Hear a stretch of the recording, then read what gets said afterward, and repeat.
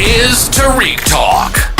Your host, Tarik Mendez, takes you on a journey with guests from all around the world. Broadcasting around the world. Around the world. This is Tarik Talk.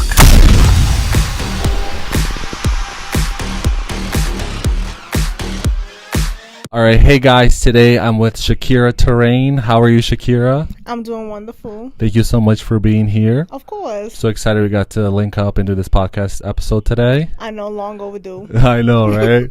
And we're not with the waka waka waka. Hey, Shakirra. We're with the Shakirra Torain. Yes, and baby. that's no period. So do you want to start off by telling us a little bit about yourself? Yes, my name is Shakirra Torain. I grew up in Brooklyn, New York. Shout out to Brooklyn. Right now, I'm an entrepreneur. I have 3 businesses. One, which is my first business that I ever started, was Terrain Republic. So Terrain Republic is more my creative directing and my producing for editorial or commercial products for people or like clients in the fashion, beauty, lifestyle, and luxury industry.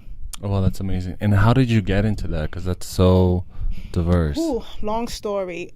So when I was a freshman in high school, I guess some scouters came to our school. I went to Bayard Rustin High School, by the way.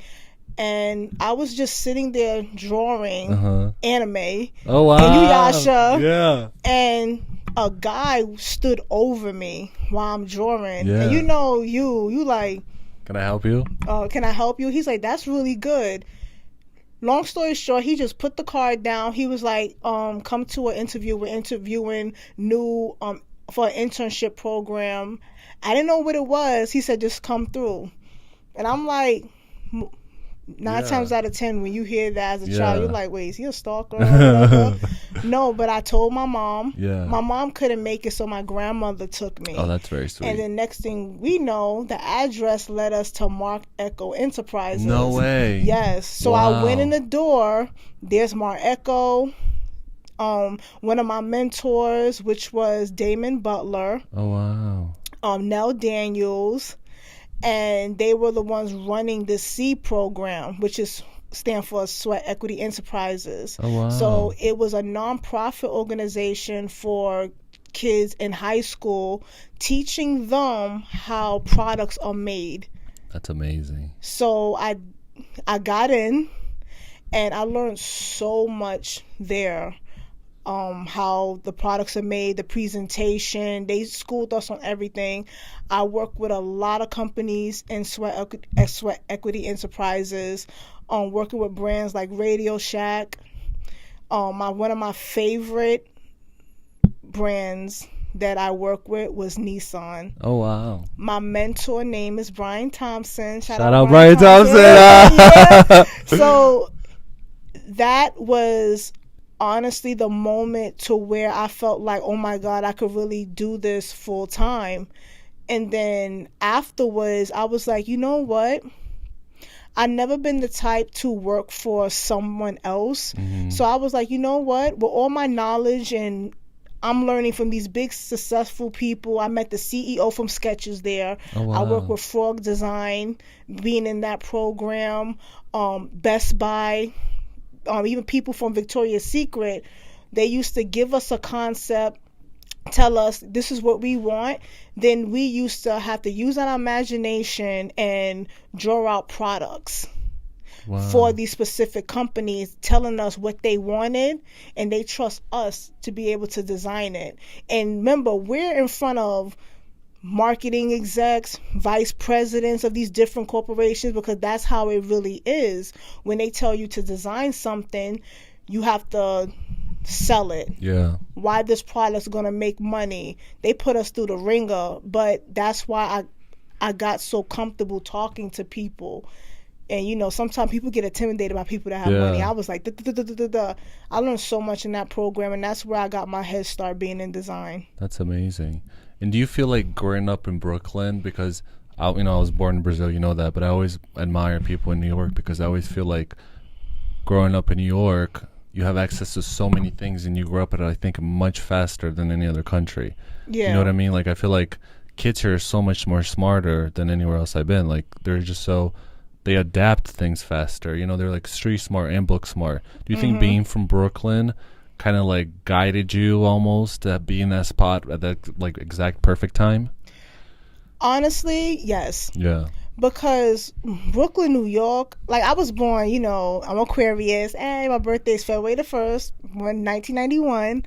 And growing up in Brooklyn, it was so diverse. Everybody played together. It didn't matter what race, what creed, what religion. Everyone was just one big happy family. If you had problems with one person on the block, you had problems with everybody on the block. So being around people and individuals of different nationalities and cultures, it really teaches you a lot, that you're able to have that dialogue and be like, oh, I didn't know this. Oh, I didn't know that. And you may not agree, but we still had that respect. And one thing about me, you know, a little black girl from New York, I love Asian culture because I used to watch Asian movies with my grandma from 36 Chamber of Death with Gordon Liu. Oh, wow. I grew up with Jet Li, Donnie Yen. Oh my God, yeah. Definitely. Yes. And I used to watch anime with my aunt. Shout out Shamika King. Oh, shout out. Yeah. And we used to watch what is it, Adult Swim. That's what all Cartoon Network. I remember. That's what I used to watch. Like even after school at 3 o'clock, what is it called? Toonami. Sailor Moon used to come on. Dragon Ball Z reboot. Oh my God, Dragon Ball Z. That was like my go-to. Yeah, exactly. So I almost felt embarrassed because, you know, me being a black girl is like, oh, you know, I wasn't black enough growing up. And that used to bother me with my self-identity a little bit, because I'm like, oh, you know, they see you as one way. Yeah. But when you're the opposite, they're like, why you act white? Yeah. That used to bother me. Just being in art in general and drawing and stuff like that. Wow. I felt so different. Yeah. And that's why I was so quiet. I didn't like to talk to anyone, 'cause I feel like they didn't understand me. Growing up in Brooklyn, being around different cultures really helped me grow up in a sense, being able to have conversations with other mature individuals and learning about different things. So I think, yes, growing up in Brooklyn really did help me develop a self-identity. You know, most people don't have that, but I'm grateful to have that. That's amazing. Well, two things. I think that the fact that you like anime from such an early age, and then that helped you get the opportunity with Marc Ecko. But then also it reminded me of the story. We were talking about this before we started the podcast. That girl from Danity K, you know? Remember Dawn Richards? Yes, I remember. I was watching a little like doc about them, a documentary, and then she was saying how she was drawing anime, and then it was like all girls, and it was called Danity Kane, and then like, you know, the record label saw it and then said, oh my gosh, this, like, we want this to be the name of the group. Yeah. But that's so funny that you say that, because it's always the people that I think are so futuristic and, you know, business savvy that are always the ones, like, from an early age that, you know, are different, but then, you know, that helps them in the long run almost. You know? Most definitely. Like, I love anime. I still watch anime to this day. You know, a lot of people think that, oh, you know, anime is not a cartoon, by the way. Yeah. They have adult dialogue in there. And just the stories, like, sometimes it's really weird that you could relate your life to an anime character, because they go in deep. And one thing about anime, they don't discriminate against talking about real life issues that happen today. They just do it in an animated form. You know, that was my safe place, you know. And drawing, anytime I was sad, depressed, I always went straight to drawing. Oh wow, me too. Because it allowed me to create this little bubble, you know. No one's not judging me. I'd be in a room by myself drawing for hours. Especially after my uncle died, when I was in, I think middle school. That's where I started to draw a lot. And do you still have like some of the drawings from that age? My grandmother do. Oh, that's so sweet. Yeah, my grandma. Every time I drew a picture and I dated, she has like this. Like a binder. Wow. And she has all my drawings in it. So shout out to my grandma. Shout out, grandma. Yeah. She. One thing and then another thing. My grandma. She really taught me to learn how to keep memories. You know.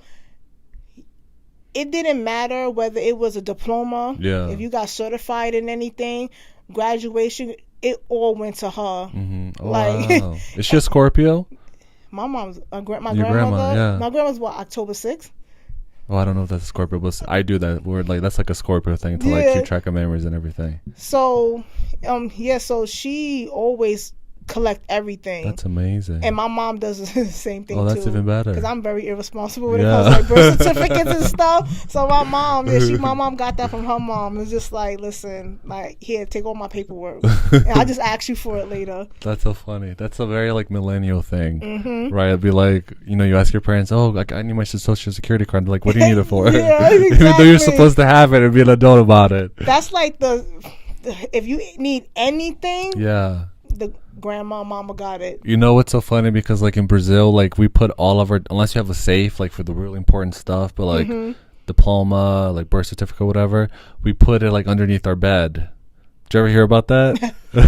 Yeah. And I had like Jamaican friends that do that too. Like I remember we were like we were talking about this, and they said, oh, we just like keep it like in our parents' bedroom but underneath the mattress, so they lift it up every time you want it. You put the mattress on your head and you start digging through it. Actually, see, what's so funny that you said that? I seen like now with TikTok and Instagram, they do a lot of like this spoofs that you could relate to when you was a child. I seen a video with the parent. They said parents be like at the bottom. What you need from here? What you need? And they have all the paperwork and the document in the between the mattresses. Yeah, so that's why I was like, anything I asked for, I asked my mom.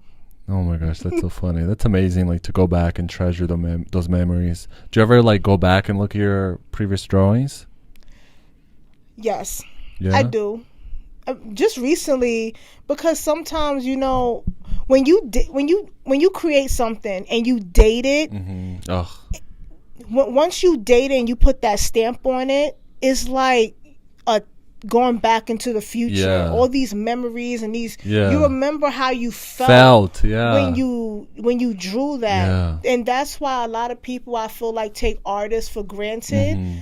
Sometimes they just be like, oh, I can do that. I feel like some people really don't appreciate artists or artistry, period. And you have to think about, why did that person paint that, sketch that, draw it? Because they probably was going through something at that time. It's maybe not be powerful to you, but to them, it has a whole story, and people don't get that. That's at amazing. all. That's so funny you said that, because I had a previous guest, shout out Tris McCall, and he was here, and he was talking about that, because I said, like how, like, your interest in art, and he was like, oh, how do people get in art? Why did they do what they do? And then all of that, and he says sometimes art gets overlooked, and I think that's beautiful that you said that, because that is true. People think, oh, I could do that, or they don't understand how much emotion and time and discipline and hard work goes into a piece of work, and they don't. And even with today, and not saying there's nothing wrong with it, like if you want to be a writer and work behind the scenes, even people that work behind the scenes don't get the credit that they deserve, with certain things. Because like I said, if you don't know certain contracts and stuff like that, you're not familiarized with percentages. And I recently just learned about, what's it called, something property, where if you help someone create something and you don't sign that, I guess, copyright form. I forget the word, but it's like P. It's like starts with a P, right? Yes. And I'm learning that now. Like, there's so many different contracts out there that you have to research, and it's just like no different. Like me, when I produce photo shoots, some contracts you forget. Like even a property release form. If there's one tiny logo in the background, you can get sued for that. No, absolutely. Yeah. Especially it could if you don't have permission. Small. It don't matter how small, how big. You have to. That's observe. So funny you say that, because right before, when we sat down, right before we started recording, There was a beverage here with the logo, and I said, "Oh, do you mind if I take this out because Yes. I don't want to take a chance." But yeah, I mean, you have to be so smart, and you have to look out for yourself because there's so many sharks out there, as we previously discussed off camera. But yeah, you got to know your business. And what's an advice you would tell your younger self, like with everything that you know now? Like, what's something that if you could, you run to baby Shakirra and be like, "Girl, you need please Google this, invest in this, think about this." That's already you put me on the spot. No, honestly, what I would tell my younger self, and what's so sad? I feel like with people, you spend your adult life running from stuff in your childhood. Mm-hmm. So I even have to tell myself this today. Mm-hmm. Stop and don't take things so personal. Yeah. When I was younger, oh my God, I took everything personal. Don't disrespect me. Me too. And this, that, and the third. But then you end up realizing that silence is the biggest, you won the battle ever. Because I feel like all that energy you put in yelling and screaming, and it's like, damn, I just wasted so much energy. What did I get out of that? Nothing. Because time is the biggest luxury, I think. So, when you get to be, the happiest people and the most, how do you say, conquered people in the world, the most carefree people. If they don't agree with you, they're like, okay. Nowadays, somebody tells me, the sky is green. I'm like, yeah, you're right. Great. Have a great day. But the younger me, if it was the younger us. Yeah, exactly. Hold my phone really quick. Let me handle this. In high school, I was known as the clap back queen. Uh-oh. Because I didn't put energy into an argument. Yeah. Now, you put your hands on me, that's something different. That's a different story. But I used to annihilate people with just my words and my presence. It didn't matter who you was, guy, girl, anybody. I was like, anyone could get it. But now, it's like going back to what we was talking about of contracts and, artists and stuff like that.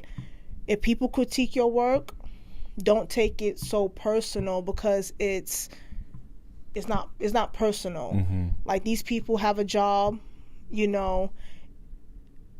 I would say that would be the biggest thing, because when you start to take things so personal, it's very stressful. Mm-hmm. And we were talking about, that's where you have to protect your mental health. If it's not negative, don't feed into it. Yeah. So just leave it alone. Mm-hmm. No, I totally agree with you. That's what I would say to my younger self. Oh, that's beautiful. So going back to, because actually that was going to be my next question, mental health. If you want to elaborate a little bit on that, what do you do for yourself to take care of your mental health so you don't have a mental breakdown and get overworked? To be honest with you, and this may sound so cheesy. What? I have mother and daughter days with my mom. Oh my gosh, that's not cheesy at all. That's amazing. My mom, honestly, is one of my biggest inspirations. I don't want to cry, but you can't. My mom is one of the strongest women I know, and she teaches me to be strong. Mm-hmm. Not be so available to other people. Mm-hmm. Because there's a lot of people in this world that don't deserve you. Mm-hmm. And as a child, normally when your parents say something, you be like, whatever. Yeah. But it's not until you get older. They're like, oh my God, they were right. Exactly. Till you really understand that everything that my mom said, she... in fruition now, everything came to be, and now I listen to her more now than I did when I was younger. Me too. Because you have to kill people with kindness. Because people smile in your face, but they're thinking so many ways to hurt you. Yeah. And that's why I tell people, stop calling everyone a friend. Yeah. This is how I protect my mental health. Mm-hmm. When someone makes me mad, I call my mom. Mm-hmm. My mom be like, let it go. No, I'm so serious. Remember that scene in the Bad Girls Club? She's like, Mom, I'm about to go home because I said... Yes. Her mom was on the other line. That's how I am when I call my mom. I was like, I swear to God, please. No, because you ever see those cartoons back in the day where you had the angel? Yeah. And you had the little devil on your shoulders? Yes. my little devil be like, yo, you better go for it. Yeah, do go it. for it. Annihilate them. Like, but my mom be like, my mom is like half angel, half devil. She said, listen, Shakirra, just keep being your bad self. Like, F what other people think, because if you don't have haters, if no one's talking about you, you're not important. You ain't doing nothing right. No, this is true. Like, don't let anybody deter you from your path. Yes. And I love the relationship I have with my mom. And that's what keeps me strong. Because I look at, especially the school that I went to, everyone used to comment me on my relationship with my mom. And a lot of people don't have their mom, dad, or neither parent to guide them. So I never try to take that for granted.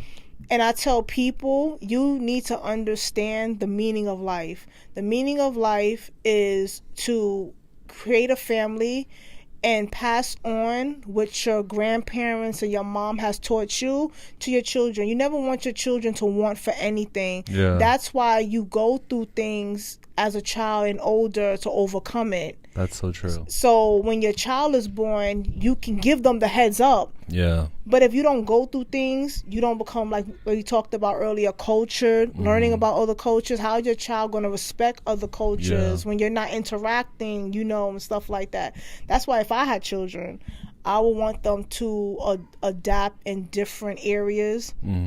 Different type of people all over the world. I want to travel with my child so they can know sky is the limit. I want to expose them to different cultures and, travel with me different countries. So anytime they're feeling sad, they'll be like, you know what, I want to go to Dubai. I want to go to Tokyo. I want to go here. I want to go there. That's funny you say that because I follow... I forget her name, but she does like traveling, and she's always joking. She's like, "Oh, therapy is this much money, but so is a round trip ticket to like Bali, for like a good mental health day." But it is true. I love that, and I love that because I have a good relationship with my mom too, and I call her like all the time, good and bad. But I feel like a lot of people, I think it's so weird when people don't. Like when some of my friends, it's like they're so standoffish, or they're like, "Whatever, mom," you know what I mean? But it's weird how certain generations think it's like cool to treat your parents with respect and kindness, and some people don't think it's cool. You know what I mean? I feel like I don't know. You know what's so funny, to continue to what you were saying, that's another reason why I love being around different people. And I'm not talking about just race or religion. I'm talking about people's lifestyle could be different. I have friends that don't have much. I have friends that have a lot. And what's so funny? My friends that don't have as much, I inspired them to want more. And my friends that do have a lot, I teach them to humble themselves all the way down. Heart, and so I'm like that balance, because think of it like this. You could be dead and gone tomorrow, and what do you want to be remembered for? No, I totally agree. Not even that. Like, if you, if I go through something tough, or like, I get angry for a second, I think right as we speak, there's people like packing like all their kids, strapping them to their body, trying to cross the ocean for a better life. Like as we speak, and they're probably unfortunately drowning. God bless them. So it's like it really could be worse. Like especially growing up in Brazil, like you see a lot of craziness. You know what I mean? Like we think like, oh my gosh, like this is the worst thing to happen. No, like you're lucky to have a first world problem. It could be much worse, Exactly. And, let's keep it real. Us Americans, we're spoiled. We have all the resources in the world. And I feel like because, America landed the free, we have every race, every nationality, every religion here. And sometimes it clashes. Even the political parties. Like, we have so many different groups. It's hard to keep up. And I feel like you can't even have, you see how we're having a conversation talking about so many different things. Most people can't even sit this long and communicate without an argument or a fight. That's so funny you say that, because when I started this podcast, right, the thing that I learned, I would say, about the human experience, right, was how, a lot of times at the end of every interview, people, like as soon as we're done, recording, this is it, thank you for coming, cut. everybody will like be like, oh, was that good? Did I do well? Did I say what I should? Blah blah blah. Everybody, it could be like the most self-confident person to the most conscious person. Everybody has the same thing. And then I was like, this is a conversation I had with my mom, because I was like, if you put every like political person in a room with each other for an hour, no PR, no manager, no publicist, no press secretary, one-on-one, face-to-face, there would be no war, there would be no drama. It would just be like this, you know what I mean? No beef. No one, and then another thing, no one respects each other. You know what's so funny? America, especially people that live here, they talk about diversity so much, but then when a person has a different thought and idea, oh, we don't want that diversity. Yeah, that is true. Like we're not talking about that. Yeah. But you can't pick and choose when you want to be inclusive, and then you only want to be inclusive when someone's saying something that you like. Yeah. And it can't be like that. No, I totally agree. You have to be inclusive all around. You have to be respect diversity all around. Like, during the election between Biden and Trump, I have a friend who was a Trump supporter, right? And he was getting so much backlash on social media for supporting Trump. It was the election between Trump and Hillary, not Biden. Excuse me. This is when his first term. So my friend was getting so much hate on social media and stuff like that. And people used to ask me, why are you friends with a Trump supporter?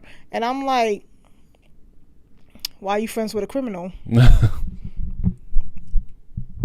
Why are you friends with a person that sells drugs? Why are you friends with a person that abuses their girlfriend? Yeah. Or why a girl abuses her boyfriend? Yeah. Trump? No, yeah, because I feel a lot of people, like, I feel like nowadays people, it's all about, you're not listening to me. I'm going to keep talking. I don't care what you think, and you're going to agree with me. So it's just like it's almost like two bullets trying to go at each other. Yes. You know what I mean? It's crazy. And, and I remember he asked me one time, not asked me, I told him, I'm like, you're my friend. He's been there. My friend been with me through it all. See me at my worst, right? Just because he has a different thought process than me, I'm not going to be like, oh, you're a Trump supporter, the hell with you. No. Let's keep it real. There's a lot of stuff that Trump said that people agree with. They just don't agree with how he said it, And I might get flack right now for even saying that, disagreeing with some of the stuff he said. But at the same time, I respect my friend, who he is as a person. I love him. He loves me. And, we have a respect for each other, and I feel that's very important. That's how you know when you have a true friend. When you guys can agree and disagree, you argue, you fight, you move on. Yeah. You don't linger. And a lot of people that say they have friends, they really don't have friends. I tell people, is this person friends with you because you might know more people or have more followers? If they're just your friend for one thing, when something really bad happens, let me tell you something, you will know who your friends are when you are at your bottom. That is true. That's how you know when you have good friends. And I feel like that's like one of the things I like about New York is like people will put away, people are always busy going to where they gotta go. But as soon as you need help, people will stop, help you up. You good? All right, let's keep it moving. You know what I mean? Yep. And how do you, like, in regard, like going back to mental health, like how do you unplug your mind? Because you have so many businesses going on. You have so much to do. You're like in charge of so many things besides having a great relationship with your mother. Do you ever do, like, for example, like no phone days? Are you like even able to do that because you're so busy? Like, do you unplug sometimes? I'm glad you asked that. That's one of the main reasons why I wanted to start my own business, because you're allowed to do that. Yeah. When you work for someone else, you're on their time. You're answering their phone calls, answering their emails. Yeah. Expect whether get coffee or whatever stuff they put you through the ringer. That's one of the reasons why I started my own business, so I can take clients when I want to take clients. If I want to stop making money, I can stop making money, you know. But you're always gonna work harder in the beginning. So when you get to that level where you start hiring employees. I mean, look what Rihanna did. She was the CEO of her company for a very long time. She got it started. She don't need to be there every single day, you know. Yes, she's gonna still make the decisions, but she let someone else handle, you know. She got it to where she needed it to be. Now the person that, you know, she gave that position to knows her, understand her, how she likes to market her brand, you know. So and I think that's part of being a good leader, knowing when to step down and let somebody else lead, but also, you know, keeping tabs and everything. Do you remember that interview Fat Joe did that he was talking about his entourage, how he had like 30-40 people with him, all his friends, and then he said on down, he's like, listen, fortunately, I don't have money anymore, so I don't know what you guys want to do. And then he said only 3 of his best friends stayed around. They're like, don't worry, you're still our best friend. And this shows you how people are like that. You know, kind of like, what do you call those little things, like bloodsuckers that like you get on your, like when you're hiking or whatever. But it is like that, and you really got to watch out for yourself, because it's a lot of sharks out there. It is. And God forbid, like, you know, you end up in a conservatorship like it has happened to some very talented, nice people.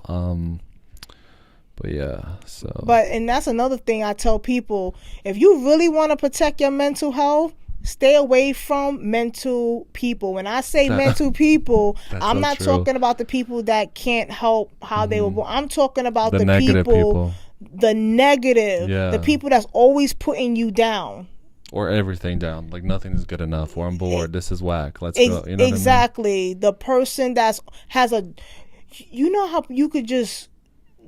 like people's energy and the vibration off, you can sense it. It's like when that person, you ever been in a social setting with your friends, right? Y'all all laughing, and then when a person walk in, like in your it's like area, somebody slapped in the back of your neck. It's like you feel like the music stopped. It's like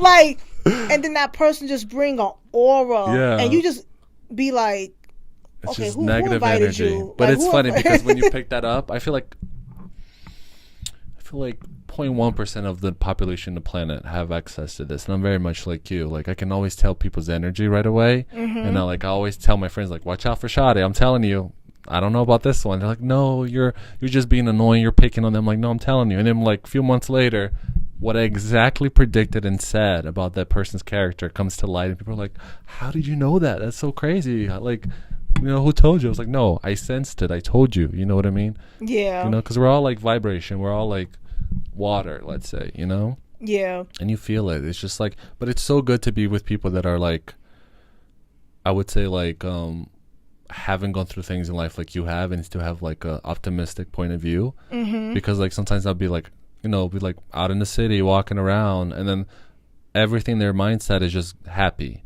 Like, what a beautiful sunrise today. What a beautiful this. What that I don't know. Sometimes I think I'm like, wow, I'm really like, I need to change my, you know, perspective on life, because I'm figuring out all the bad stuff that's happening around. But it's always good. I think that helps a lot with your like mental health, and seeing the positive instead of the negative, because it motivates you and it keeps you to the other thing, you know. And then looking back and seeing how much you accomplished so much too, and I'm just thinking, I need this, I need to get to the I think timelines I'm very guilty of that, but timelines for me, like I live my life around timelines. Like, this needs to happen, this is my goal, this is my plan, and when it doesn't happen, oh my god, it's like heartbreaking. But then learning to like, okay, what's plan B, let's go to plan C, you know what I mean? I think that's the best thing. You know what's so funny? When I hear people argue on social media, and I say people, I mean like this whole thing on social media now, man versus woman, what a woman's supposed to be doing, what a man is supposed to be doing. And I'm like, all this, y'all just wasting time.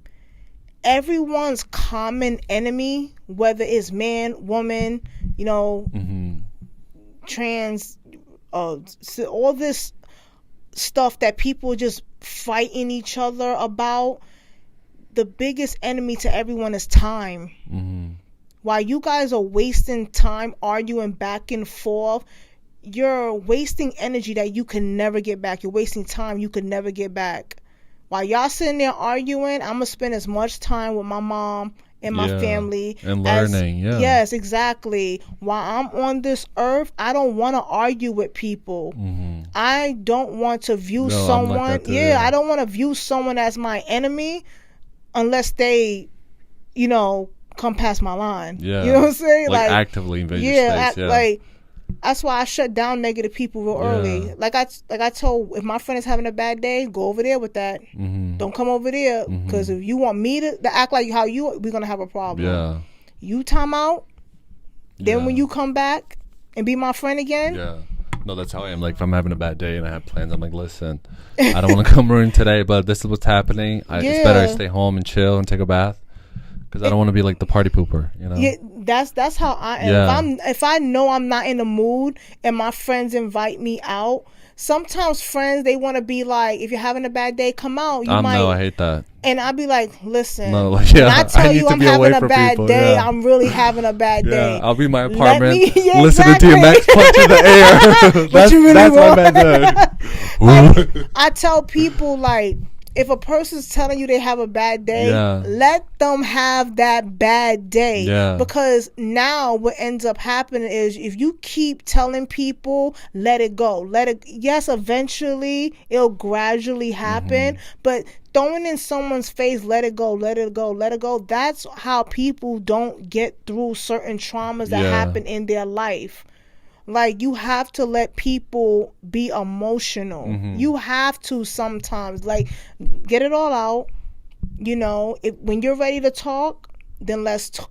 Like, when me and my friends get into an argument, I'll be like, well, I'm gonna let you have your moment, but when you ready to be my friend and have a civilized conversation, then you know where to find me. And then my friend be like, whatever, and then we talking like the next day. I'm like that too. Yeah. But that's why I tell, let people have their moment. Yeah. If a person's telling you not today, just be like, you know what? I'm not going to pressure the issue because I just aggravate people more. I'm going to let you have that. No, yeah. And people, I think, also are like reading the room. People are so different. Like, I have friends that when they have a bad day, they'll still come out. Like, we have like dinner plans and they'll tell me how horrible their day. And I'm thinking to myself, why are you here? Like, I would be home, like, kicking the air like Jet Li. And then punch in the air. And some people like that interaction, and some people like me don't. We need our alone time. You know what I mean? Exactly. Like, I recharge in my alone time. It's like that saying, I'm not lonely, I like to be alone. You know what I mean? Because people associate when you want to like have 2 days by yourself that, oh, you're lonely, or you need to go out, or blah, blah, blah. It's like, no, I'm like, trust me, this is like better than a spot right now. Like, I'm having so much fun. Like, I tell people all the time, when people say, like, I'm good being by myself, stop getting mad at people when they say, oh, I like being alone. They're not saying that they like to be alone all the time. But to them, it's like, if I'm alone, fine. If I'm around people, fine. That's okay. But some people just be so mad and be like, why? That's not the meaning of life. That's not this. That's not that. And I'm like, looking at them. But meanwhile, they're like in an unhappy marriage with God knows what's going on. What I'm saying? Like, it's like hypocritical. Like, that's why when I be looking at all these, like, other different podcasts and stuff like that about you, I'm pretty sure you see them all the time. Now is this big thing where man versus woman right now. All over social media, Instagram, and I be listening to what men want from women and what women want from men, and I'm just listening to their conversations like, y'all don't have nothing else better to talk to. This is not really an issue, and this is not really a problem. Y'all making it a problem. No, I know what you mean. I tell people, men and women are very different. Physically, everything else. If you want to find someone, just be yourself. If they don't want to accept you, fine, move on. But I keep telling people, the problem is when you trying to change someone that don't want to change, you falling on deaf ears.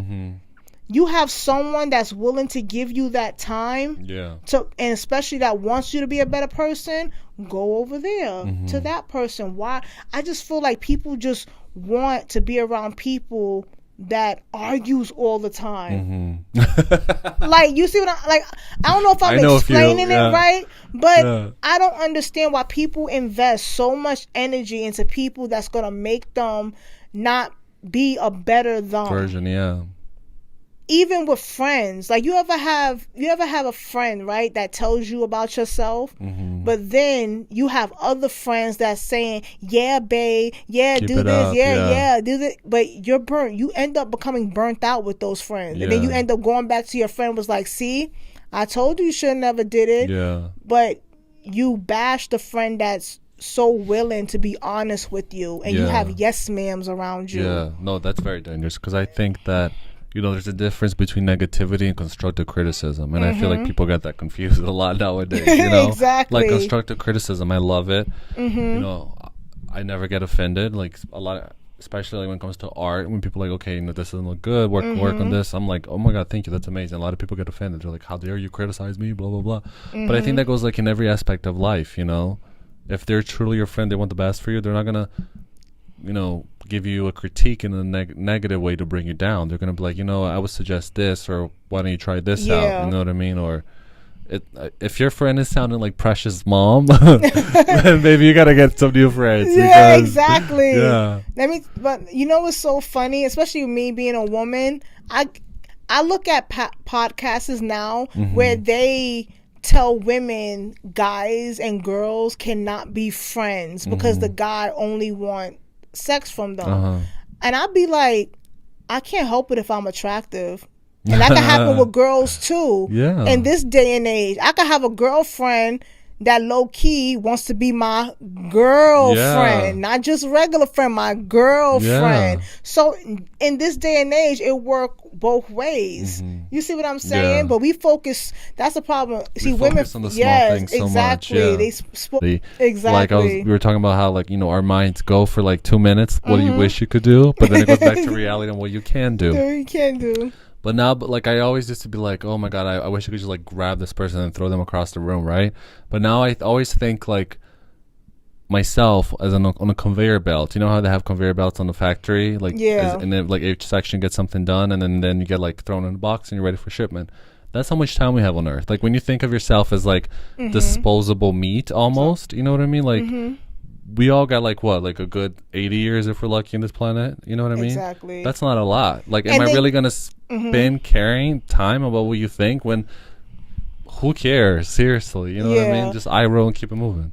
Because I'm not going to lie. I have more, and, you know, although people on Instagram may get, like, I have more guy friends than I do girls, right?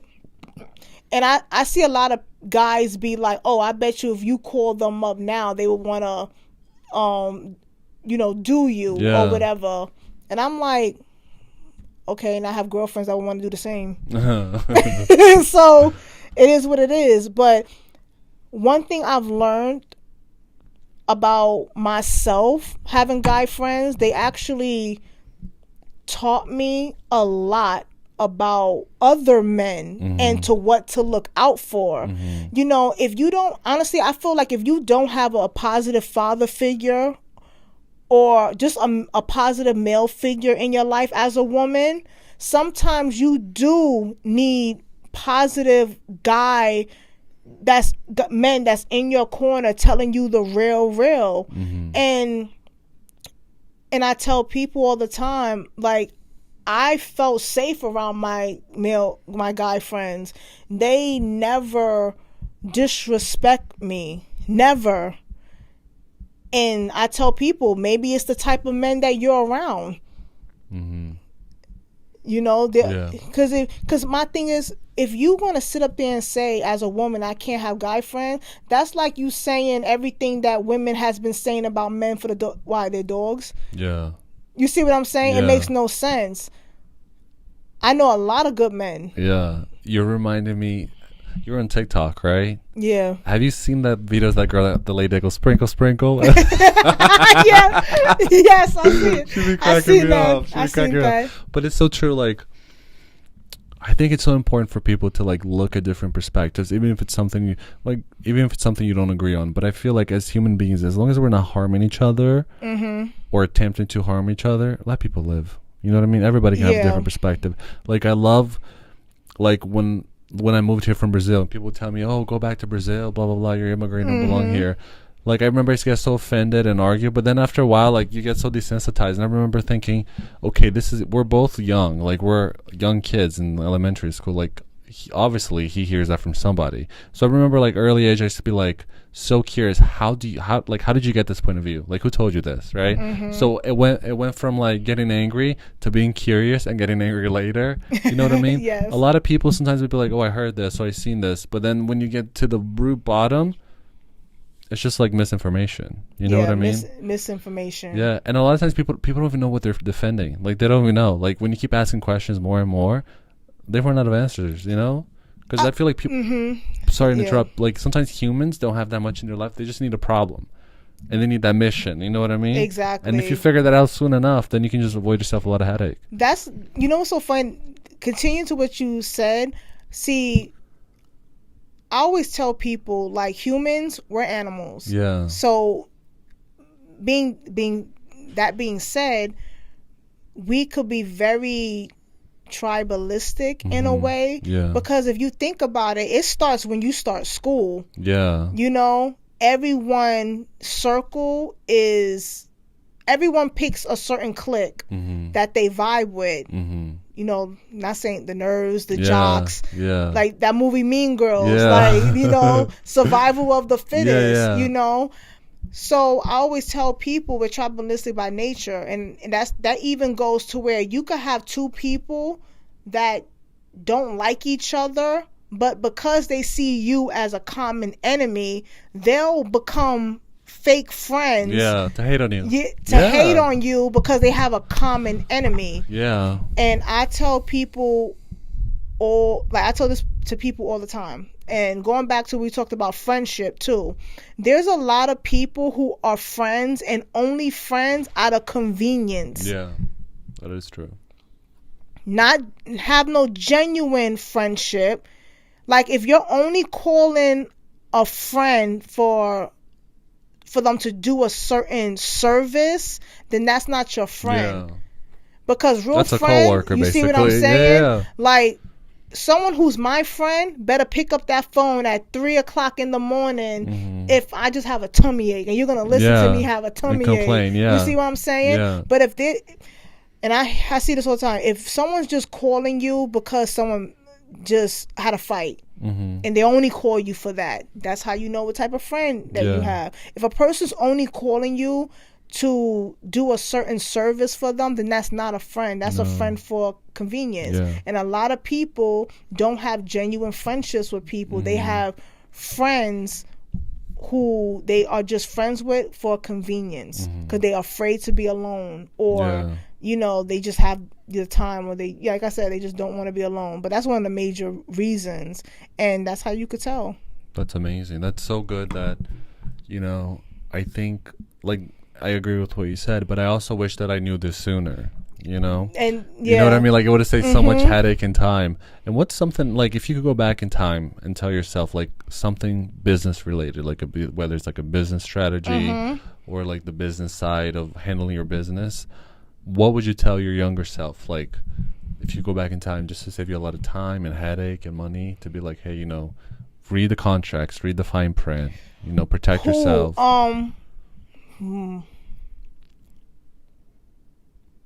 That's a good question. And I have to pause for a minute because, see, me, I'm an independent and I'm a creator too. I used to collab with so many people just for the strength of I love what I do. Business never came to my mind. It was always a second thought to me. Yeah. It's not until I got into a situation to where I collab with someone, right? I did the logo, I designed the website and everything, and they was making money off the products that I was designing. Wow. And they copyright my work first. So that changed everything for me, because when I was doing research about that, people don't care if you was the first to create anything. Yeah. People care if you're the one that got legal documentation stating that you own it. Yeah. Basically, if you have the patents. Exactly. Yeah. So I tell anyone that's starting their own business, do not collab. Do not work with people unless you got some documentation stating who owns what shares, goes to what person, what contracts, because let me tell you something. When money starts to get involved, People change. 100%. People change. And that is like one of the things that I've learned getting into business now. Because before, I was drawn to draw. Yeah. And you have to watch out for those people who know you're a talent, but you're not educated in the business side of, when I drew something, I wasn't thinking about, how can I market this? I should put this on a t-shirt and stuff like that. People would be like, you're a good drawer. Yeah. Right? Ooh, what can I do with that? That's what they're thinking. I could probably make her sign an NDA. She could be my in-house designer, graphic designer. Yeah. She could make all the designs, and I could just slap my name on it and pay her whatever while I'm getting millions. Yeah, and unfortunately, that happens a lot. It happens a lot. I mean, look at the strike that's going on now. Yeah. You see what I'm saying? So the writer's strike. It's so sad, and it never dawned on me. It's like, damn, people that work behind the scenes and make these stars, and I'm going to say it, these stars what they are, and make these artists sound the way they sound, these writers and the people that hold up the camera, for the people that hold up the lighting, it takes a team. It takes a village, and people don't understand. You see what I'm saying? That. Yeah, like, it takes a village. They get into the business themselves, or they start something that has to do with that environment. Exactly. They don't understand how many people are relying on the talent. Like even talk show hosts. You only see the person, but there's almost like 300 people behind the scenes. Exactly. Running but no around. One cares. Yeah. Everybody, like when they think of the show, they think that person only, but they don't understand there's like a screenwriter, camera, 1, 2, 3, 7, manager, publicist, somebody that books the guest, somebody that does this, somebody in charge of the like food service table. It's like so many people, Yeah. And I guess that's what that strike is all about, because it's like, and I would feel some type of way if I'm a writer to a hit show and these executive producers are making so much money on these films and television series. That's like me getting paid $10,000 for me writing for a hit show on a major network, and you got someone that just had more money than me, finance the project. Yes, they finance it, they finance my work, but I'm the creator. No one will be making money without my thought and creativity. And my creativity. That's a slap in my face. And I gotta watch this show when I go home. It's like a slap in the face and a slap in the back of your head. That's like if I had kids and my kid is coming up to me like, "Mommy, I'm hungry and I ain't got money to feed my child," but yet I'm watching this show that I wrote, win Emmys and this, that, and the third, and I don't have enough money to feed my child. I gotta tell my child I don't have it, but yet I'm sitting at home watching a show that's getting all these awards, all these acknowledgments and everything. Ratings like are that. Super high. No, that's tough. Like, I will be pissed. You gotta know. That's what I always tell, like, because I get a lot of, and that's gonna be the next question. Because I get a lot of questions from young artists, and I always tell them, like, when they ask me, I always say, like, know your worth, know your rights, get the business side of whatever you're doing first in order before you do anything. You know what I mean? As I mentioned, like, have the contracts ready, register stuff if you need to, copyright, trademark, do whatever you have, and then start doing the business part. Like, you have to protect yourself and think of the future. Don't just, I now also feel like a lot of people. I feel like a lot of people that sometimes they grow up in a household with like empathy and sympathy. Like, we think that everybody's like that. You know what I mean? So like, you grow up thinking, I'm going to help this person because that's the right thing to do. I'm going to this because it's the right thing to do. But meanwhile, you're like in an ocean full of sharks that are looking out for themselves and their food for the day. Like, they don't care about you. You know what I mean? So I think like for those people as well, you have to relearn life not to give so much of yourself to people who don't deserve yourself. You know what I mean? Yeah. I think that's a big like lesson. We sound like we're in Oprah's Soulful Sunday right now. I know, right? But no, but you want to know something? Like I miss having these conversations. Yeah. I feel like I haven't had a conversation like this in a very long time. It's been a minute. Because everyone be so uptight now. Yeah. And I'm more, and another thing too, I'm a very talkative person. Mm-hmm. I felt like nowadays I don't like interacting with people anymore, because people could say, oh, be yourself. Okay. Yeah. I was gonna be myself anyway. Yeah, I was gonna be myself anyway. Yeah. But what ends up happening is I'm myself. I'm just, saying my beliefs and my opinion. Mm-hmm. But now people wanna discredit you and assassinate your character as a person overall. Like, people make mistakes, right? Yeah. And I always tell a person acknowledge their mistake and they can say I'm sorry. It's like, people, if you ever had a friend, right, that you guys are in an argument, or not even a friend, just an argument in general, right? You're trying to explain to this person why you're upset, and they're just looking at you like you're crazy. Yeah, exactly. Like, they're looking at you like, what did I do? Yeah, like what are you talking about? But then they're talking about how they felt in the situation. How could you feel something when you came after me first? Yeah, no, I understand.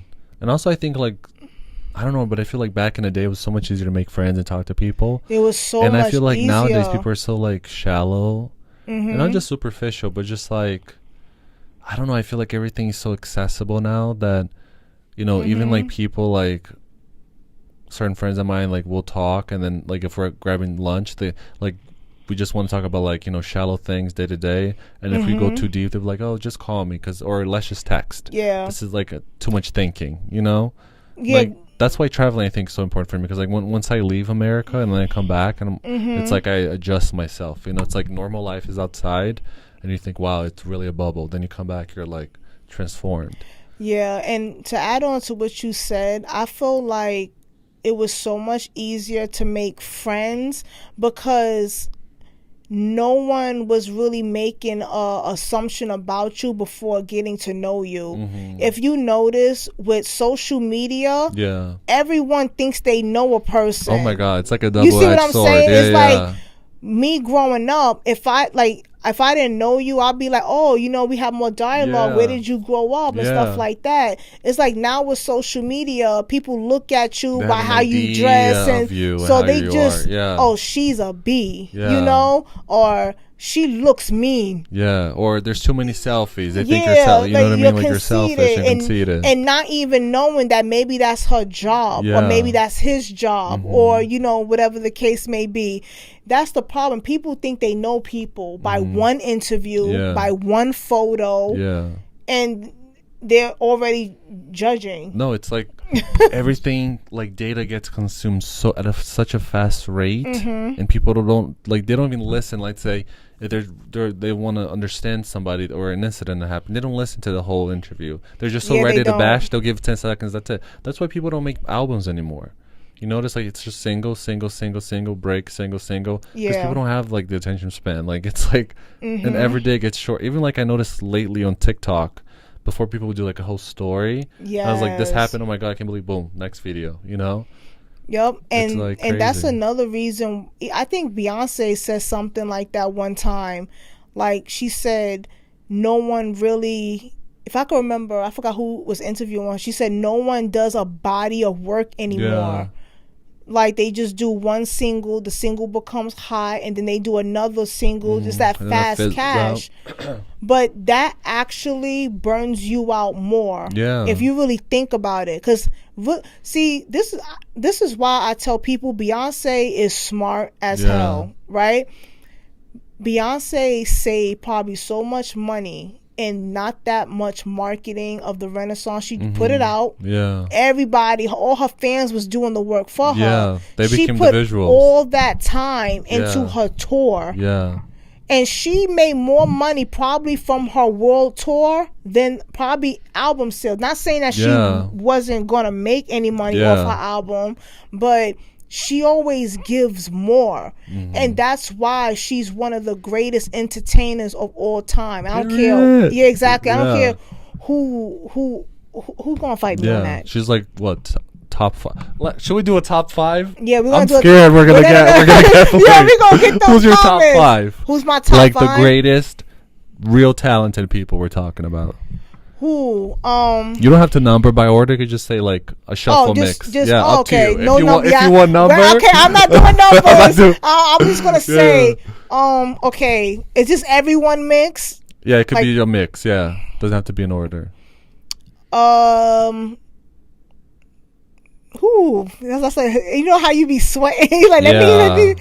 Okay, in music. I would say music. We have to be music. In music, living today, right? Could be dead or living. Greatest of all, yeah. So. Okay, then I would say Michael Jackson. Like, I would say Michael Jackson is one of the greatest. Whitney Houston.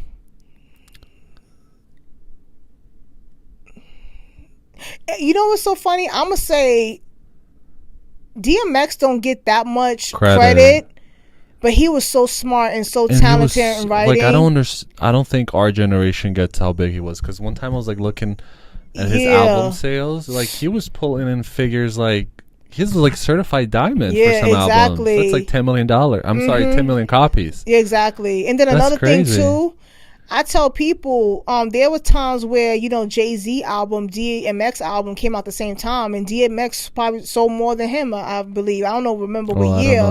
Yeah, I don't remember what year it was, but, you know, he just don't get that much credit. I would say, yeah, him. You know, it's just sad when, you know, a lot of rappers, they end up becoming on drugs and stuff like that, so it kind of halts their creativity. But I would have to put him up there because, let's keep it real, people play his music and it just gets you amped. You really I think he did Glastonbury like back in the day, and that whole crowd knew word for word for word. This is like pre-social media too, so this is like I think late 90s. Late 90s. And then another thing, I would have to put Eminem in there. Okay. I would have to put Eminem in there because, let's keep it real, Eminem, that last album he did, was it Murder by Madness or Murder by Me, something like that? I didn't check it out. No, but you have to check out that album. Like, he still got it, man. Like, I love Eminem, the way he spit. And I love, this is how you know when a rapper's a good rapper. You listen to the song all the way through, but then you have to go back multiple times to even figure out what they say. Nicki Minaj will have to go on that list. I'm a bar. Period.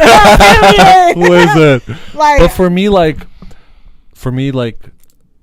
I think musically, like, the greatest would be like not in order, like Whitney, Michael, Mariah, 17. Yes. I mean, the songwriting credits that she has and melodies and stuff and the voice. So we have like Whitney, Mariah, Michael. I would definitely say Beyonce. Yeah, Celine Dion. But I would also say Aretha Franklin and Patti LaBelle. Yes. I do have to go like back to back for me. I think those are the ones. Honestly, I'm more content with the artists you said more than what I said. But I feel like for a list of new artists, what you said is better. Yeah.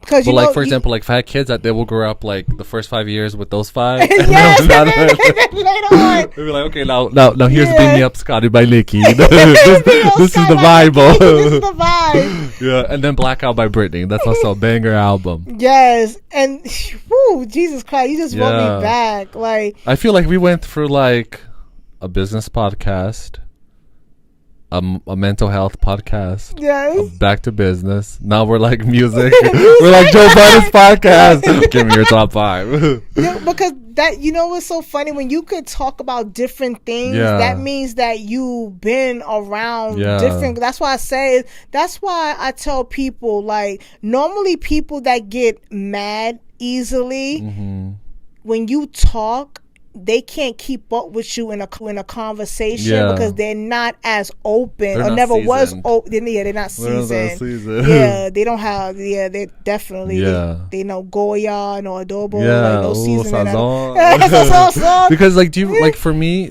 I love reading books, like the physical copy of books. Like whatever I do has to be like the physical. I don't like the electronic unless it's electronic work or music or a podcast. You know, if you can't have it in physical, but like.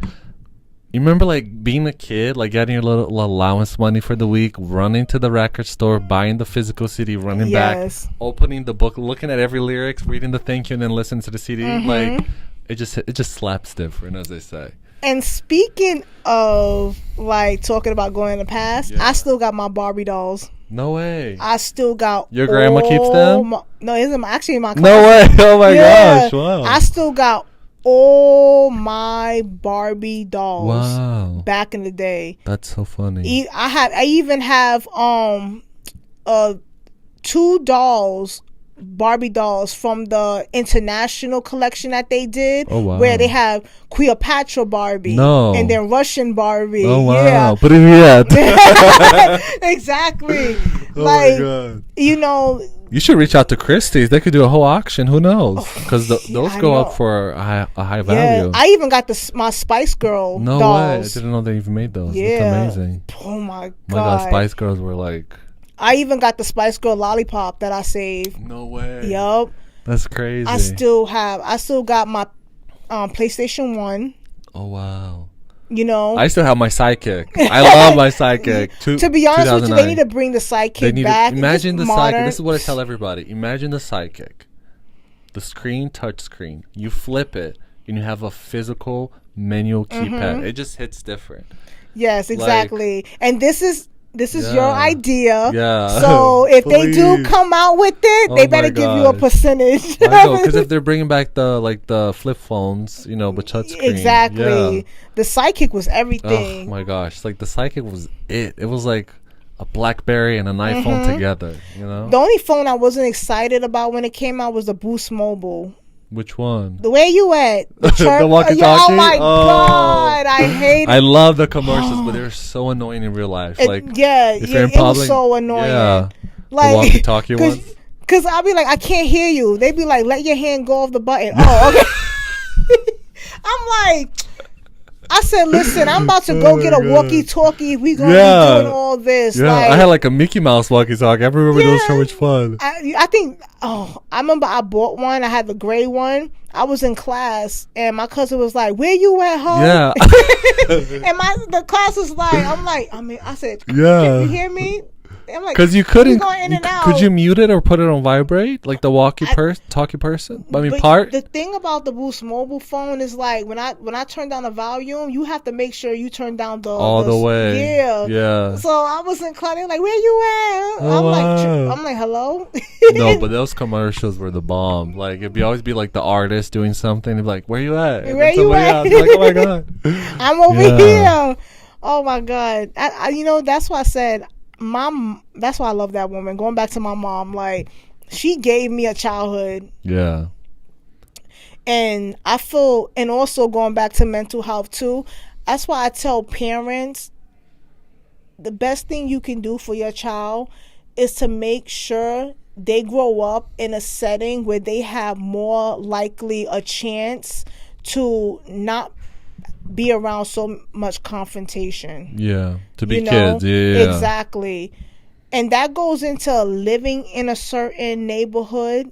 Because when you live in a certain neighborhood, you got to go to a certain school. That's And I understand parents. You do the best that you can. We good. But sometimes you do have control over certain things. Yeah. And I just feel like kids are having kids now. Oh my God, babies having babies. Yeah, didn't Tupac say that? Brenda's got a baby. Brenda. No, it is true. And we have like a few songs in Brazil, like Funky, that goes like Bebê tendo bebê, and it's so true, you know. And it's just like lack of governmental planning and resources, because this shouldn't be happening. It's like 2023, you know. Yeah, exactly. But you want to know something? And I may get so much hate from this, but it's the laws that we have in place. They're not really strict enough. That's why I say, like us Americans, we are spoiled. We get away with a lot of stuff.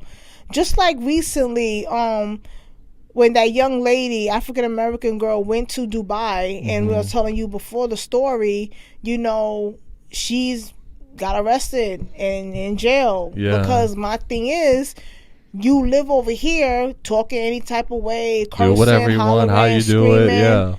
You can't go to other countries and act like that. Unless you have a lawyer and retainer to save you. Exactly. You got the best lawyers in the world. But I hope after that situation, she's going to learn to where, and I tell people this all the time. People go where they feel comfortable. Right? People stay in certain environments because they know they can get away with certain things. Because they know how they talk and how they act is not going to be tolerated somewhere else. Yeah, that's true. You see what I'm saying? Yeah. See, me growing up, I had to learn quick. You know, growing up a certain way. You know, you may talk different because in Brooklyn we had that, you know. But when it's time to sign them contracts, especially when me getting into business that I want to be taken seriously, you're going to have to change your vocabulary. You got to do your corporate talk. Corporate talk. Yeah, that's what so I'd be like, hi, my name is Shakirra. How are you today? But then when I'm with my friends, I'm like, hey, girl. Play Dickie. Yeah, so I had to learn how to speak, like, informal with my friends because, you know, when you with your friends, you don't complete sentences. You don't even think. You just do looks. You like, what? If you have a good friend, you can just like talk for a whole hour just with looks. Like, but with someone that you don't know, you get so formal and be like, oh no, sir, no, thank you, I don't want that. Like, that's how it is. Like that's why I love like being around different cultures and getting out of my comfort zone. In your everyday life too. Everyday life. Yeah. And being around different people, different communities, I know how to interact with everybody, not just my own people. It's unfortunately you need like that, like we were talking about earlier. What was it, the Kia NTS Medicine podcast when they got the what is it called in English? Gravel? The gavel. Gavel. Boom, boom. and I tell people that's so quick to come at people, I'm telling you, they're around people that make their ish okay. Yeah. I'm telling you. No, it is true. Yeah. Because when you grow up in a community where no one respects anyone, then when you go out of your community, you have no respect for no one. But that community may be built on respect. They're going to look at you like you're weird. Are you new here? They're going to think to themselves. They're going to be like, you know, we don't use that language around here. Yeah. And that's why I tell people stay where they feel comfortable at. People like to be around yes people. Yeah. Comfortable, Yeah. But sometimes you may be around the wrong group of people that you laughing early because you know what I'm about to say. Yeah, like that's why that's one of the reasons why I love my mom. Like if I smelled a certain way, like my mom would be like, "Yo, we wasn't put some deodorant on or whatever like that." Like because if you ain't got a friend that be like, "Girl," or like take that shit off. That shit look horrible. No, I think like the worst thing to do to another human being is like to humiliate them or embarrass them. Yeah. And as long as you're not doing that, but you're saying like, you know, this doesn't look good or try this, and you're coming from a place of love, even if it's like tough love. I love tough love, you know, and constructive criticism. I hate wasting time. Get to the point. If you like, you like. If you don't, you don't. Then I think it's good, you know. But like, I don't know. It's like people nowadays, they don't want to think. They just want to feel. You know what I mean? Like even with music, like if you listen to certain music today, there's no melody, there's no rhythm. It's just like people not doing much. You know what's so funny is like now everything.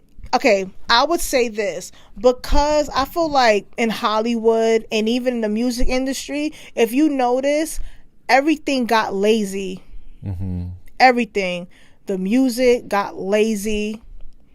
The movies nowadays, when you go to the theater, is always a live adaptation it's of always a like book a remake of a sequel of a trickle or whatever. How many times you gonna keep doing Freddy Krueger? Yeah. How many times you gonna keep doing Jason X? How many times you gonna keep doing The Color Purple? How many times you gonna keep Fast and Furious? Like you.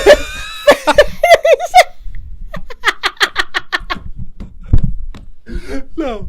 Why did you see that video on TikTok where that actress was like, "Why are you guys making so many superhero movies? Like, it's getting old, guys." Yeah, exactly. But like, you're in a movie, exactly. but you're in a franchise of like 10 so far. It's like 10, exactly. You're in your own little Marvel literally movie. Cars are like flying into space. Like, how do you explain that? That's why I knew you out of order. You out of order. Like, oh my god! And to be honest with you, that's why I missed was them two older gentlemen that used to critique movies back in the day. Two older gentlemen. Something I think what's his name? Ecko. One of them. There's like these two gentlemen that used to critique movies. Thumbs up, thumbs down. Like on Rotten Tomatoes. Something like that. We need critics to be brutally honest. You know who I miss? Joan Rivers. Like sometimes so funny if Joan Rivers was to talk like how she cancel, get that guy cancel. Oh my god, like I mean some things were like, oh my gosh, but it's like that crazy sense of humor that you don't take it personally, you just enjoy it. Like Monique. Like, I feel like there's certain people, they cannot get canceled. Like, Monique cannot get canceled, you know? Exactly. Because she comes from a place of love. When you come from a place of love, you can crack as many jokes, and you know what I mean? Because it's lovingly. It's not bitterness or hatefulness. When you joke to humiliate people, then, you got to go. Yeah, you have to go. Like, you could, like, that's why I say you have to be careful, especially people that you're friends, but they really haters. Yeah, low-key haters. Those are, like, the most dangerous people to know. Yeah. It's people that's in your circle that really hates you. Yeah. No, those are dangerous. They're not a vibe. I don't mess with those type of people. But, like I said, I'm not dealing with that. And that's why I tell people, like, you have to be creative. Mm-hmm. Like what I said before, the music industry got lazy. Because if you think about it, in female rap today, right? The reason why Nicki has become one of the most successful rappers of all time, you see how I didn't say just female rapper, because what rapper that was rapping back in the day with Nicki that's still rapping now to this day? Nobody. I mean, really think about it. You gotta think about it. Like, you mean like they were in a feature with her? Okay, I would say this, right? Look at all Nicki Minaj videos that she ever done with rappers from back in the day. Are they still rapping now? Are they still as successful? Relevant. No. But the thing, I think she's one of a kind because the come up, the mixtapes. Like selling your mixtapes out of her car on the highway. Like I said, that's different come up. Nowadays, you have 1 million on TikTok, you drop a song, most times the people aren't even singing. They get like a write-off on a random singer to sing for themselves. Yeah. So it's very different. Talent. One thing I can't stand, like, that I hate is when people come to me, they're like, you should try this, let's try that.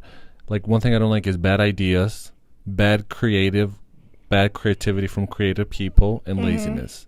Like, to me, I cannot tolerate it. Or bad design or bad taste. You know what I mean? Like something that's tacky. To me, that's just so like unmotivational. You know what's so funny? I feel like the worst critics of all are people that sometimes have money, because what end up happening is they think just because they rise to fame that their critique is valid only on the strength of because they have money or because they are famous. I don't like those type of people. I don't get when people critique something that they haven't done themselves. That doesn't make any sense to me. Like, exactly. How are you gonna? If I'm a rapper, the only people that could critique rappers me are people that push their pen and write raps. Push their pen, and that's why sometimes when I look at a lot of these bloggers that talk about rappers nowadays and who's the better than that. Why don't you become a rapper? You tell me how easy it is. But I'm not going to talk about something I have no knowledge in. Once you understand certain things in businesses, you can read through the fine line and see what payola is. Because there's a lot of payola going on all the time, everywhere, even as we speak right now. You know what I mean? There's, Yeah, and I like I Wait, said. wait. Can we talk a little bit more about the Train group that you founded? Yes. So the most recent business that I'm developing right now is in the beginning stages, is Torain Media Group. So basically I created this business because I noticed that a lot of creatives in like the fashion, beauty, luxury and lifestyle industry, they have the content but they don't know where to put it and where to place it. And I tell any small business, the most expensive thing in your budget is going to be advertisement and marketing. But you can do it at an affordable price that's not going to cost you a lot. Because it's okay to start small. And I tell a lot of business that you have a small business, you can't go to a big corporate PR company. They're gonna charge you like $10,000 and up. Per minute, probably. That's why I always say you gotta have like a business strategy and a business plan. So with Torain Media Group is basically what it sounds like. I have a group of people who I partner with that could better help my clients talk about their brand, their product, or whatever service that they provide. So, and I help them with their content. So right now, in terms of people in media that I like to partner with, is podcasters, people that have their own radio shows, influencers, and I help match based on what their niche is. So so if you're a lifestyle blogger and I know a lifestyle brand, I'm that middleman to connect them and just produce and create good content, share each other's content. And the reason why I put the group at the end, not just Torain Media, because it's not just me. It's a group of us. Yes, it's my business, but I couldn't do my business without having a strong backing. And it helps me, my client, and the person that I'm partnering with, because it helps them be able to have guests on their show and stuff like that. So everything comes full circle. So I'm really proud of that. You should be. That's amazing. Congrats. And so basically I mostly focus on the services that I offer for Torain is PR, and more editorial and influencer marketing and placement. Then I have media buying, is like helping clients with the process of getting a decent price to have their photo shoot or talk about their product in magazines. So that's advertising, paid media. And then another service I provide is content producing. If I have my client, they want to produce a product, or a TV series or whatever, I help. That sounds so cool. So I'm like the one person stop shop. So that's why I reach out to my partners and be like, hey, I have a client. I send my partners their media kit or any information that I have at the moment on them, and then so that way they can able to get familiar. Their, they'd be like, Shakirra, they can come on this day, interview this day, this time, and then we all tag each other and promote each other's stuff. Definitely, I like that. And then I also I saw something on Instagram, Torain Models. Can you tell us a little bit about that? So Torain Models is a business that I started. Realistically, it's underneath Torain Media Group. It's like an umbrella, right? So I would say Torain Media Group is like the parent, and then I have Torain Republic, which is just a creative, like the sister companies, and then Torain Models. So with Torain Models, what I do is mostly I'm a scouter and a mother agent. So more model management, not a model agency, because that's two different things. I really help models build their portfolio so that way they can get into those major, modeling agencies like Elite, Select, Wilhelmina, Ford, DNA models and stuff like that. Because like I tell models, you spend so much money dealing with these amateur photographers, and some amateur photographers is good, but at the same time, you really want a good body of work to be able to show them that And somebody trustworthy behind you. Yeah. And all these scams with, let me build your portfolio, give me 15 grand, you know? And because I work behind the scenes, I hear what a lot of casting directors used to say. When I used to help produce fashion shows, like New York Fashion Week, I hear what the casting director says. Yeah, what they're looking out for. Oh, you know, her portfolio, her comp card. This little stuff that happens behind the scenes that people don't realize, especially with models. Yeah. That people won't want to work with you based on your comp card. No. When I was a kid, I was doing TV commercials and we had comp cards. And I remember my first comp card there was too much information. It was too busy. It was too much. And I remember it was like a Disney commercial and I got turned down for it. But I remember having these certain things and, like a commercial portfolio, like a more high fashion pictures, you know what I mean? Like depending on the customer. But yeah, it's very complex. Because I always tell people, you ever seen a model, right? When you do your model digitals, that's your most naturalist form, right? They judge you on that. But sometimes modeling agencies will look at your model digital photos and be like, he can't do high fashion. But they're saying that because you have no high fashion photos. Yeah. So they don't know, you know. No, it's crazy. People cannot visualize things. Like a lot of people too hard in the for world. them. Yeah, so that's why they always say, go barefaced, no makeup, very simple, a tank top and jeans, because people want to see what they can do to you as the canvas. Exactly. Do you mind telling us your Instagram and website, please? Oh, God. My Instagram is Shakirra Torain, NYC. Do you mind spelling it for us? So it's SHAKIRRATORAIN NYC. That's my personal account. Gotcha. So my business account is Torain Media Group, which is my last name, Torain Media Group. And when you follow that account, it has all my other businesses attached there. So you can just click. So we can just go to one and then follow all the other just follow ones. everything Perfect. else. Same thing for the website? Same thing for the website. Can you just list the website just in case? So it's www.torainmediagroup.com. Perfect. So if anybody's listening right now and they need a creative director, as talented as she is, please reach out as soon as you can. Reach out, honey. Period. Thank you so much again for being on the podcast. It's been a pleasure. I believe this is probably the longest podcast I've done, almost 2 hours. What? I don't know if you can believe it. Almost 2 hours. Period on that. And hopefully we see each other soon and can catch up later. I know. That'll be perfect. Yay. Thank you again for being here. You know I always come through for you. Oh, thank you, boo. Bye. Thanks, guys.